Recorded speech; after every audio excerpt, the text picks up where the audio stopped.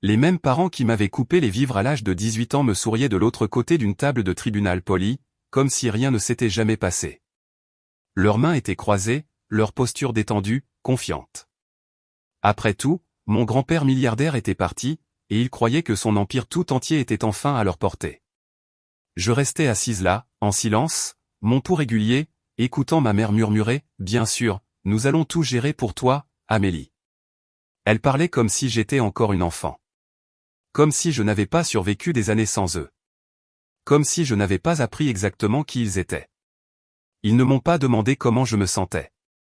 Ils ne se sont pas excusés. Ils n'ont même pas fait semblant de se souvenir de la nuit où ils m'ont dit que j'étais livré à moi-même, avec rien d'autre qu'une valise et une porte d'entrée verrouillée derrière moi. Pour eux, ce n'était pas des retrouvailles. C'était une transaction. Ils dépensaient déjà l'argent dans leur tête, 3,5 milliards d'euros. Ils pensaient que j'étais trop faible pour exercer un contrôle. Ce qu'ils ne savaient pas, c'est que mon grand-père avait planifié ce moment. J'ai grandi dans une maison où l'argent n'était jamais discuté comme une limite, seulement comme une récompense. De l'extérieur, ma famille semblait parfaite, une grande demeure, des écoles privées et des dîners où mes parents parlaient fièrement de valeurs et de discipline. Les gens les admiraient. Les voisins les complimentaient sur notre bonne éducation. Personne ne s'est jamais demandé si l'amour à l'intérieur de cette maison était assorti de conditions, mais c'était le cas. Dans notre famille, l'affection se méritait. L'approbation avait un prix. Et l'argent n'était pas seulement une monnaie, c'était un moyen de pression. Mon frère aîné, Julien, l'a appris très tôt. Il était tout ce que mes parents admiraient, confiant, franc et éternellement certain de sa propre importance. Même quand il échouait, cela était présenté comme un potentiel. Quand il réussissait, c'était la preuve que mes parents avaient tout fait correctement. Au dîner, Julien parlait. Mon père écoutait. Lorsque Julien se vantait d'idées commerciales qu'il comprenait à peine, mon père hochait la tête comme s'il entendait parler un futur président-directeur général. Quand il parlait de vouloir plus d'argent, plus de pouvoir, plus de reconnaissance, ma mère souriait fièrement comme si l'ambition elle-même était une vertu morale. Je m'asseyais en face d'eux, poussant silencieusement la nourriture dans mon assiette. Je n'étais pas rebelle. Je n'étais pas paresseuse. Je n'étais pas imprudente. J'étais observatrice et réfléchie. Je posais des questions au lieu d'accepter des réponses auxquelles je ne croyais pas, et d'une certaine manière, cela faisait de moi la déception de la famille. Chaque fois que je parlais de livres que j'aimais ou d'idées qui m'intéressaient, ma mère penchait la tête et disait « C'est gentil, Amélie », d'un ton qui indiquait clairement que la conversation était déjà terminée. Mon père levait à peine les yeux. Pour eux, la curiosité n'était pas une force, c'était une inefficacité. Le véritable fossé est devenu impossible à ignorer une fois que l'argent est entré en jeu. Julien a eu 17 ans et a reçu une voiture neuve garée dans l'allée avec un nœud sur le capot. Tout le monde a ri et a pris des photos. Je me souviens de ma mère le serrant dans ses bras et disant « C'est un investissement dans ton avenir ». Quand mon 18e anniversaire est arrivé, il n'y a eu ni voiture ni célébration, juste un rappel tranquille que je devais commencer à être réaliste. Les frais de scolarité de Julien à l'université ont été payés sans poser de questions. Les miens étaient assortis de conditions. Quel est ton plan? Quel est le rendement? Et si tu ne finis pas? Quand j'ai demandé prudemment et calmement pourquoi les choses étaient si différentes, le visage de mon père s'est durci. Julien comprend le monde réel, a-t-il dit. Tu es trop émotive, trop sensible. Tu t'attends à ce que les choses te soient remises sur un plateau. C'était la première fois que je réalisais quelque chose de fondamental. À leurs yeux, je n'étais pas un investissement, j'étais un fardeau. Au moment où j'ai eu 18 ans, la décision avait déjà été prise. Ils ne se sont pas disputés. Ils n'ont pas crié. Ils m'ont fait asseoir à la table de la cuisine comme des cadres finalisant un contrat. Tu es une adulte maintenant, a dit ma mère calmement. Il est temps que tu apprennes à voler de tes propres ailes. Il n'y avait aucune mention de Julien. Il n'y avait aucune explication sur la raison pour laquelle il était toujours soutenu alors que j'étais délaissé. Le message était clair, l'indépendance n'était pas une valeur, c'était une punition. Cette nuit-là, j'ai fait une seule valise avec 2 rechanges de vêtements et quelques objets personnels dont ils ne s'étaient jamais souciés de toute façon. Mes parents se tenaient dans le couloir et regardaient. Ils n'étaient ni cruels ni émotifs, juste détachés. Quand la porte d'entrée s'est refermée derrière moi, le son n'a résonné plus fort que n'importe quelle dispute que nous n'ayons jamais eue. Debout sur ce porche, serrant la poignée de ma valise, je n'ai pas pleuré. J'ai compris. J'ai compris que dans ma famille, l'amour était conditionnel, et que j'avais échoué à remplir les conditions. La seule personne qui ne m'a jamais regardé comme si j'étais une erreur était mon grand-père. Henri Beaumont ne haussait jamais la voix. Il ne se vantait pas de sa richesse et il n'avait certainement pas besoin de rappeler à qui que ce soit qui il était. Tandis que mes parents utilisaient l'argent pour contrôler la pièce, mon grand-père utilisait le silence. Il regardait, il écoutait, et d'une manière ou d'une autre, il semblait toujours comprendre ce que les gens disaient vraiment, surtout quand ils pensaient ne rien dire du tout. Après avoir été rejeté à 18 ans, je ne le lui ai pas dit tout de suite. La fierté m'a fait garder le silence. La honte a comblé les vides, mais il l'a remarqué quand même. C'est lui qui m'a appelé le premier, sa voix ferme et tranquille. « Amélie » a-t-il dit, comme si rien au monde ne pouvait jamais le presser. « Viens dîner avec moi ce soir. » J'ai essayé de trouver des excuses, le travail, les devoirs, n'importe quoi pour éviter d'avouer la vérité. Heureusement, il n'a pas discuté. Il a juste marqué une pause et a dit « Je serai là ». Quand je suis arrivé, il ne m'a pas demandé où j'habitais. Il ne m'a pas demandé pourquoi j'avais l'air si fatigué. Il m'a simplement versé un verre d'eau, a posé une assiette devant moi et a laissé le silence faire son œuvre. Finalement, j'ai craqué. Pas avec des larmes, mais d'épuisement. Je lui ai dit tout ce que je n'avais jamais dit à voix haute, les sermons, les comparaisons et la façon dont Julien était toujours traité comme un avenir méritant d'être financé tandis que j'étais traité comme un risque qu'il ne pouvait pas se permettre. Je m'attendais à de la déception ou de la pitié. Au lieu de cela, mon grand-père s'est penché en arrière sur sa chaise et a souri légèrement. Alors, a-t-il dit. Ils t'ont enfin montré qui ils sont. C'était tout. Pas d'indignation, pas de choc, juste une confirmation. À partir de ce moment-là, il est devenu mon refuge tranquille. J'ai dormi sur son canapé plus de nuits que je ne peux en compter. Il n'a jamais appelé cela de la charité et ne m'a jamais fait me sentir petite. Il me donnait de l'argent pour les courses comme si c'était la chose la plus normale au monde et disait « Tout le monde a besoin d'un peu d'aide parfois. » Ne confondez pas cela avec de la faiblesse. Là où mes parents voyaient de l'hésitation, ils voyaient de la patience. Là où ils voyaient de la sensibilité, ils voyaient de la perception. « Tu remarques des choses ?» m'a-t-il dit un jour alors que nous jouions aux échecs dans sa villa de Nistar dans la nuit. Cela met les gens mal à l'aise, surtout ceux qui comptent sur le contrôle. Il n'a jamais dit de mal de mes parents, mais il ne les a pas défendus non plus. Et ce silence parlait plus fort que n'importe quelle condamnation. Au fil des années, j'ai construit ma vie pièce par pièce. Rien de prestigieux, rien d'ostentatoire. Et à chaque étape, mon grand-père regardait silencieusement depuis les coulisses. Il n'intervenait jamais, ne dirigeait jamais, il observait simplement. Parfois, je le surprenais à m'étudier avec une expression que je ne parvenais pas tout à fait à déchiffrer. Ce n'était ni de la fierté ni de l'inquiétude, c'était du calcul. À l'époque, je pensais qu'il n'était qu'un vieil homme réfléchissant au passé. Je ne réalisais pas qu'il regardait vers l'avenir. Et je n'avais aucune idée que, pendant que mes parents m'avaient rayé de leur vie comme une perte, mon grand-père faisait quelque chose de très différent. Il se préparait. Quand mon grand-père est mort, le monde ne s'est pas arrêté, mais quelque chose en moi s'est brisé. Henri Beaumont avait été une présence constante dans ma vie pendant des années calmes et immuables, comme un point de repère dont je n'avais jamais douté de la permanence. Même lorsque sa santé a commencé à décliner, je me suis convaincu qu'il avait du temps. Les hommes comme lui en avaient toujours. Ils survivaient aux récessions, aux trahisons et aux guerres. Ils ne disparaissaient pas simplement. Ainsi, lorsque l'avocat a appelé, sa voix prudente et formelle, je savais déjà ce qu'il allait dire avant même que les mots ne sortent de sa bouche, « Je suis désolé pour votre perte, Amélie. » Le chagrin est venu plus tard. Ce qui est arrivé en premier, c'est l'engourdissement. Je me suis déplacé pour la lecture du testament à Paris 2 jours plus tard. Je portais du noir, non pas parce que quelqu'un me l'avait demandé, mais parce qu'il me semblait incorrect de faire autrement. Assise seule sur la banquette arrière de la voiture en direction du palais de justice, je me suis dit de ne rien attendre, une montre, une lettre, peut-être l'un de ces vieux jeux d'échecs. C'était tout. Je n'étais pas assez naïve pour imaginer plus. Mes parents étaient déjà là quand je suis entré. Ils semblaient revitalisés. Ma mère s'est levée immédiatement, son visage s'adoucissant en quelque chose qui aurait pu passer pour de la chaleur si je ne la connaissais pas si bien. Elle a cherché à prendre mes mains comme si nous nous retrouvions après un malentendu au lieu de plusieurs années de silence. Amélie, a-t-elle dit doucement. Je suis si heureuse que tu sois venue. Mon père a hoché la tête, ses lèvres déjà courbées en un sourire qui s'étalait trop confortablement sur son visage. Julien était penché en arrière sur sa chaise, les bras croisés, inspectant la pièce comme s'il évaluait un achat. Pas de condoléances, pas d'excuses, juste de l'anticipation. Alors que nous prenions place, ma mère s'est penchée vers moi et a baissé la voix. Cela doit être accablant pour toi, a-t-elle dit.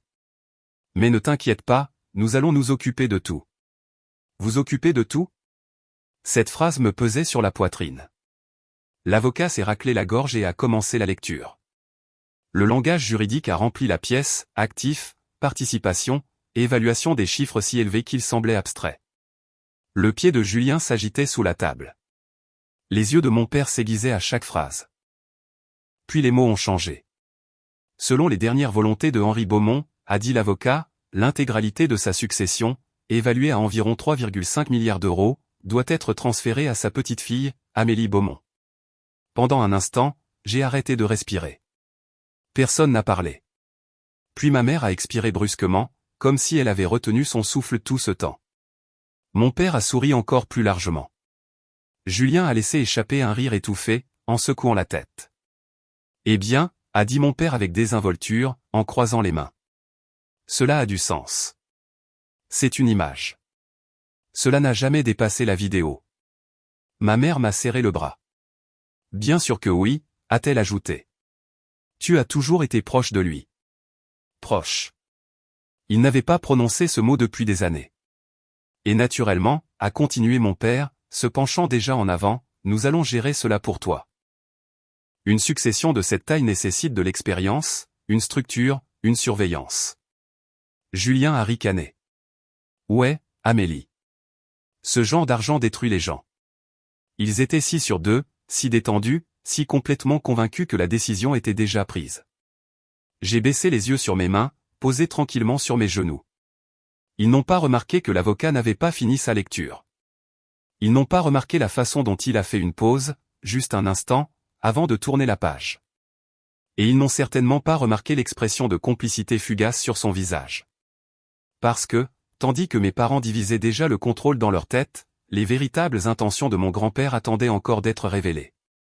Au moment où l'avocat s'est arrêté, mes parents se sont rapprochés de moi, pas de lui. Cela m'a tout dit.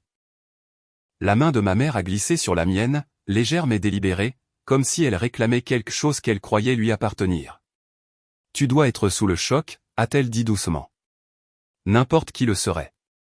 Je ne me suis pas retiré. Je n'ai pas parlé. Je l'ai laissé continuer.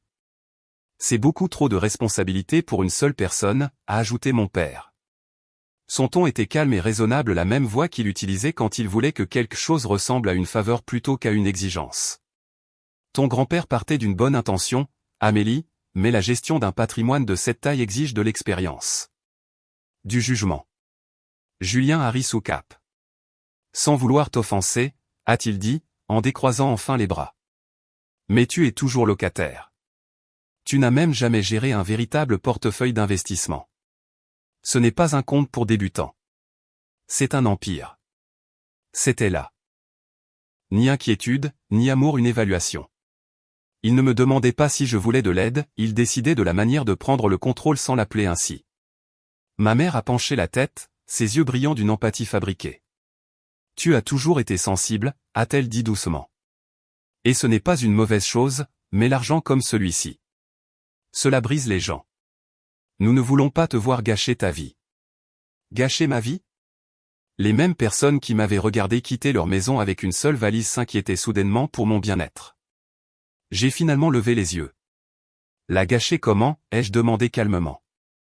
Ils ont échangé des regards rapides, entraînés. Eh bien, a dit mon père.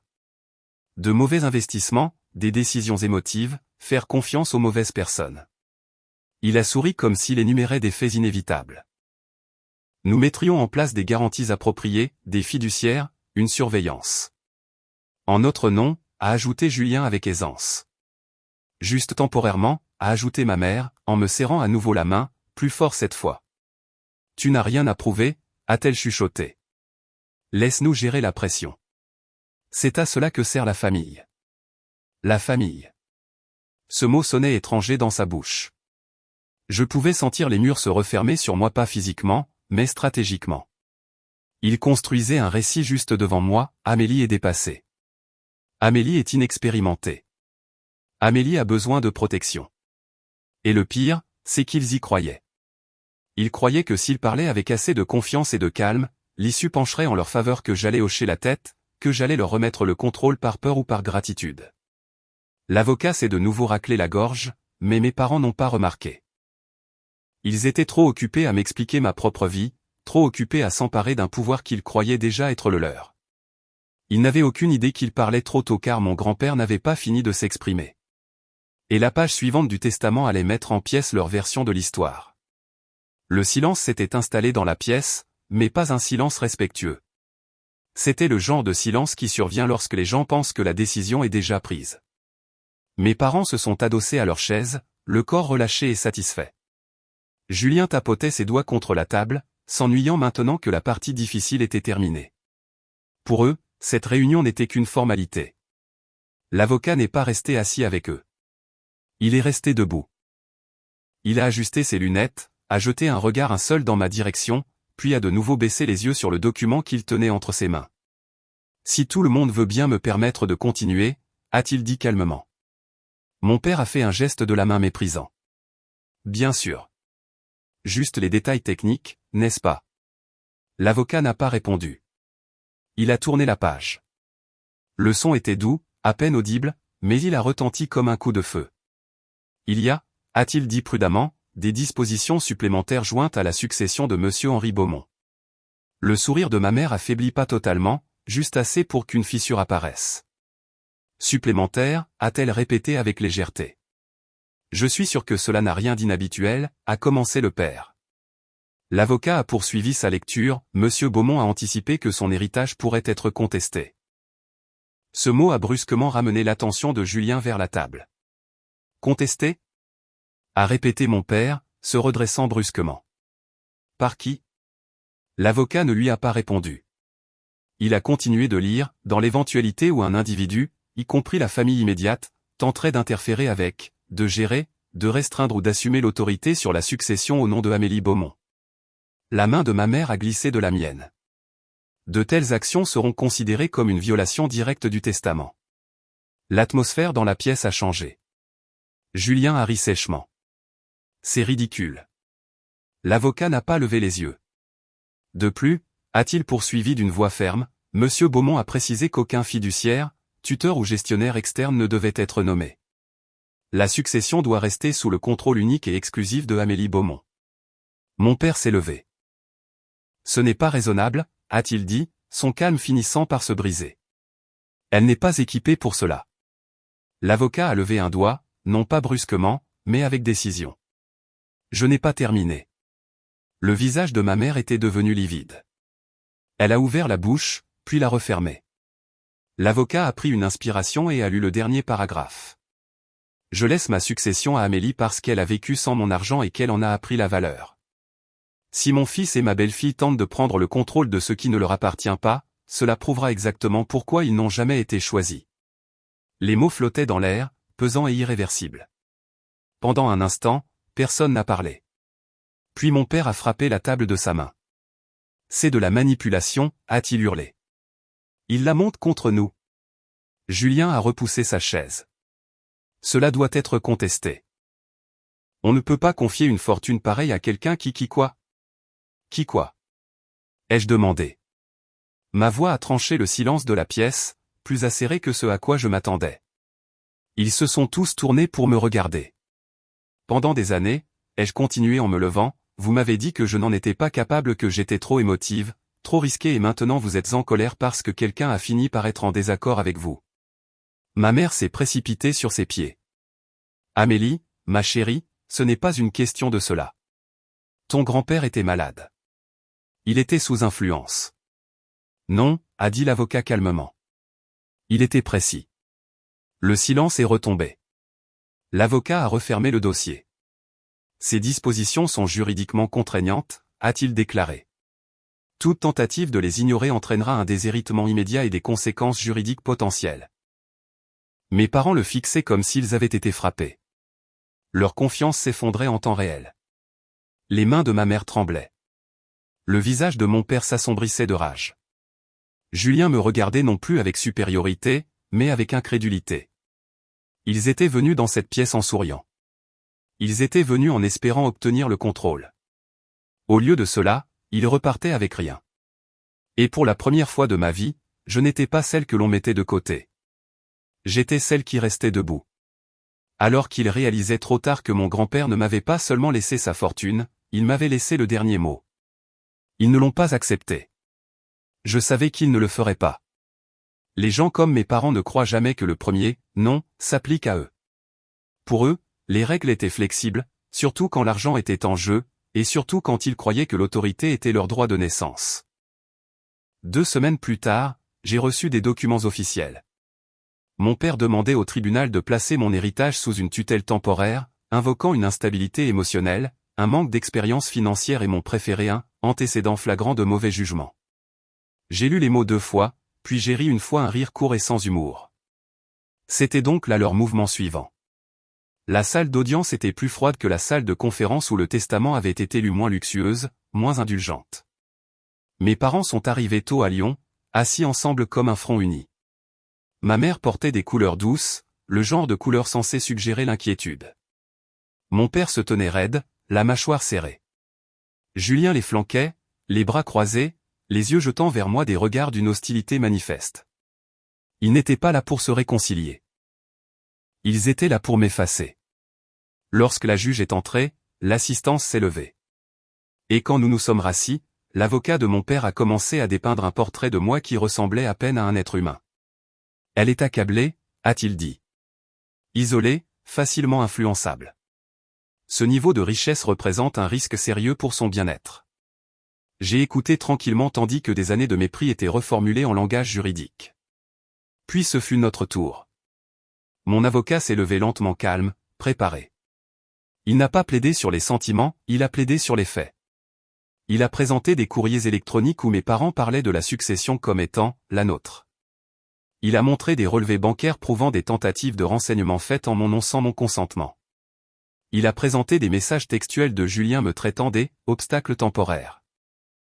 À chaque document, mes parents s'agitaient sur leur siège. Finalement, mon avocat a abordé le testament lui-même. Henri Beaumont avait anticipé exactement ce scénario, a-t-il déclaré en brandissant le document. C'est pourquoi il a inclus des termes explicites interdisant toute ingérence. Cette pétition n'est pas une preuve d'inquiétude, c'est une confirmation de ses craintes. La juge a regardé mes parents pendant un long moment. Puis elle a pris la parole.